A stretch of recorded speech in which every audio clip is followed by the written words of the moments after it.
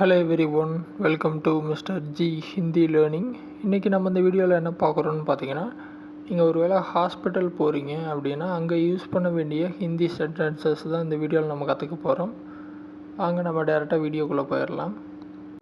So first sentence என்ன பார்க்குறோன்னு பார்த்தீங்கன்னா, நமஸ்தே doctor.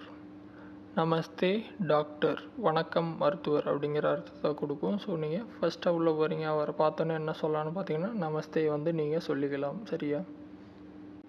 Next பார்த்தீங்கன்னா, முஜே பேட் மே தர்து ஹே.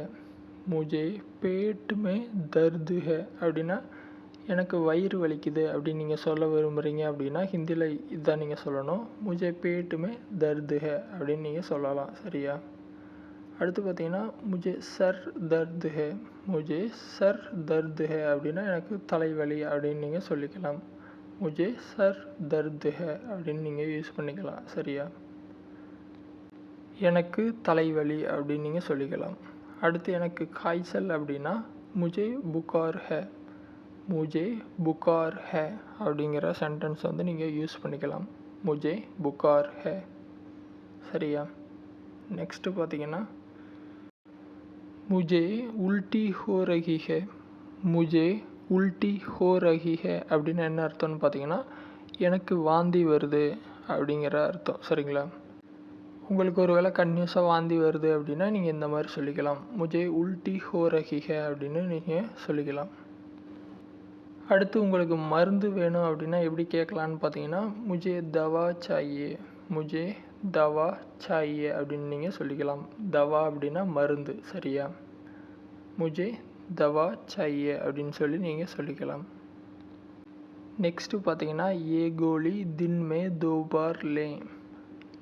ஏ கோலி தின் மே தோ பார் லே அப்படின்னா என்ன அர்த்தம்னா இந்த மாத்திரையை பார்த்தீங்கன்னா ஒரு நாளைக்கு 2 முறை சாப்பிடுங்க அப்படிங்கிற அர்த்தம். சரியா?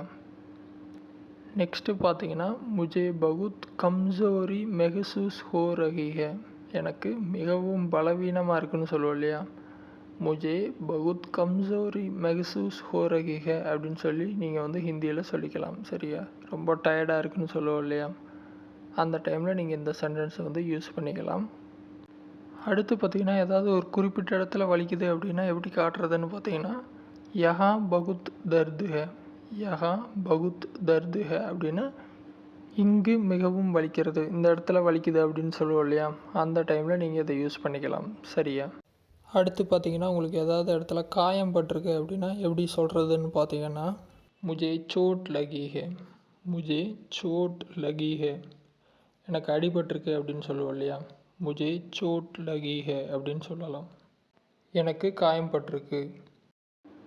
ஸோ உங்களுக்கு ஹாஸ்பிட்டல் போகணும் அப்படின்னா எப்படி சொல்கிறதுன்னு பார்த்தீங்கன்னா, முஜே ஹாஸ்பிட்டல் ஜானா ஹே. முஜே ஹாஸ்பிட்டல் ஜானா ஹே. நார்மலாக ஹிந்தியில் எப்படி சொல்லுவாங்கன்னு பார்த்தீங்கன்னா ஹாஸ்பிட்டல்னு சொல்லுவாங்க. இங்கிலீஷில் கரெக்டாக எப்படி சொல்லுவோன்னா ஹெச் வரும் ஃபஸ்ட்டில், இதில் பார்த்தீங்கன்னா ஏ வருது. ஹாஸ்பிட்டல் ஜானா ஹே அப்படின்னு சொல்லி ஹிந்தியில் வந்து சொல்லுவாங்க. அடுத்து பார்த்தீங்கன்னா, உங்களுக்கு ஊசி போடணும் அப்படின்னா ஹிந்தியில் எப்படி சொல்கிறதுன்னு பார்த்தீங்கன்னா, முஜே இன்ஜெக்ஷன் லக்வானா ஹே. முஜே இன்ஜெக்ஷன் லக்வானா ஹே அப்படின்னு சொல்லி நீங்கள் சொல்லிக்கலாம். எனக்கு ஊசி போடணும் அப்படின்னு நீங்கள் ஹிந்தியில் சொல்லிக்கலாம். சரியா? ஸோ நீங்கள் ஹாஸ்பிட்டல் போயிருக்கீங்க, வெயிட் பண்ணிகிட்ருக்கீங்க, டாக்டர் எப்போ வருவார்னு எப்படி கேட்குறதுன்னு பார்த்தீங்கன்னா, டாக்டர் கப் ஆயேங்கே. டாக்டர் கப் ஆயேங்கே. மருத்துவர் எப்போது வருவார் அப்படின்னு சொல்லி நீங்கள் கேட்டுக்கலாம். சரியா? அடுத்து பார்த்தீங்கன்னா, எனக்கு அலர்ஜி இருக்குது அப்படின்னு சொல்லி ஹிந்தியில் எப்படி சொல்லலான்னு பார்த்தீங்கன்னா, முஜே அலர்ஜி ஹே. முஜே அலர்ஜி ஹே.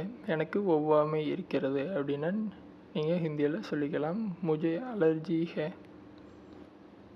அடுத்து பார்த்தீங்கன்னா, எனக்கு தலை சுற்றுது அப்படிங்கிறது எப்படி சொல்லலான்னு பார்த்தீங்கன்னா, முஜே சக்கர் ஆ ரஹே ஹே.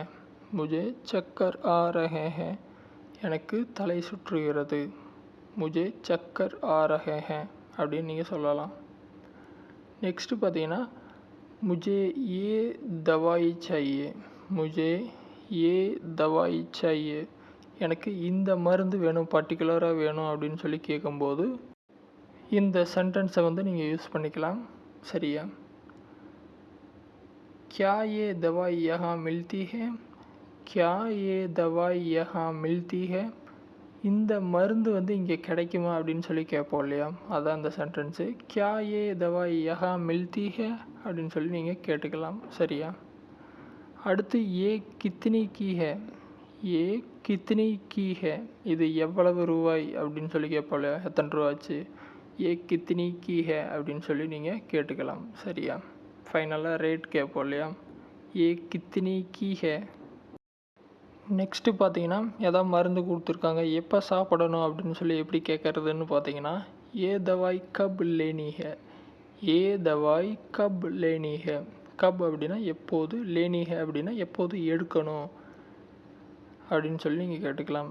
ஏ தவாய் கப் லேனி ஹே அப்படின்னு சொல்லி நீங்கள் கேட்டுக்கலாம். சரியா? ஸோ கண்டிப்பாக இந்த வீடியோவில் பார்த்த சென்டென்சஸ் எல்லாம் உங்களுக்கு யூஸ்ஃபுல்லாக இருக்குன்னு நம்புகிறேன். ஏதாவது டவுட் இருந்தால் வீடியோ கமெண்ட்ஸில் சொல்லுங்கள். மறக்காமல் நோட்ஸ் எடுத்துக்கோங்க. வேறு எது டாபிக்ஸில் வீடியோ வேணும் அப்படின்னாலும் கமெண்ட்ஸில் வந்து சொல்லுங்கள், நான் போஸ்ட் பண்ணுறேன். ஃபஸ்ட் டைம் சேனல் வந்தால் சப்ஸ்கிரைப் பண்ணி சப்போர்ட் பண்ணுங்கள். இன்னொரு யூஸ்ஃபுல்லான வீடியோவில் உங்களை நாளைக்கு சந்திக்கிறேன். நன்றி, வணக்கம்.